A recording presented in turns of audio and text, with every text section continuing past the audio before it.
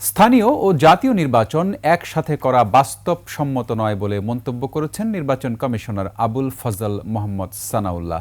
নির্বাচন ভবনে কমিশন সভা শেষে তিনি জানান, ইসির মূল লক্ষ্য জাতীয় নির্বাচন। শিউলি শবনমের রিপোর্ট। এনআইডি কার্যক্রম ইসির কাছ থেকে স্বরাষ্ট্র মন্ত্রণালয়ের সুরক্ষা সেবা বিভাগের অধীনে দিতে জাতীয় পরিচয় নিবন্ধন আইন ২০২৩ করে বিগত আওয়ামী লীগ সরকার। সরকারের অধীনে এনআইডি কার্যক্রম ছেড়ে দেয়া নিয়ে পর্যালোচনায় বসে কমিশন।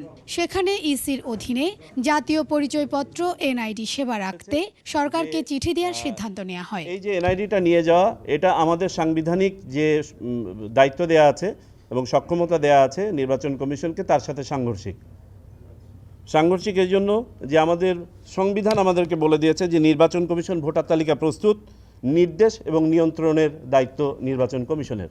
এই ডাটাবেস থেকে দুটো জিনিস এখন প্রডিউস হয়, একটা হচ্ছে ভোটার তালিকা আর একটা হচ্ছে এনআইডি। শুধু এই ডাটাবেজের উপর ভিত্তি করে শুধুমাত্র প্রিন্ট করার জন্য এনআইডিটা আরেকখানে যাওয়াটার আমরা যৌক্তিক মনে করি না।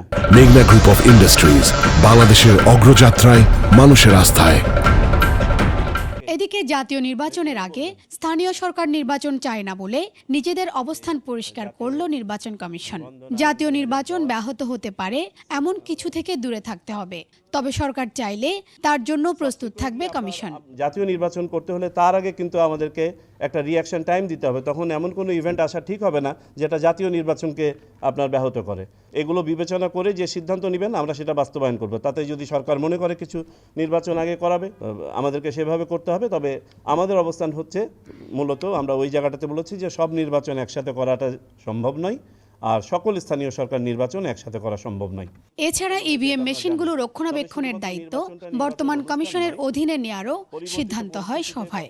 জরুরি ভিত্তিতে এটার দায়িত্ব বুঝে নিব, রক্ষণাবেক্ষণ করব, তারপরে ভবিষ্যতে ইভিএম সংক্রান্ত যে সিদ্ধান্ত হবে সেই অনুযায়ী এটা ব্যবহৃত হবে। শিউলি শবনম, ২১ টেলিভিশন, ঢাকা।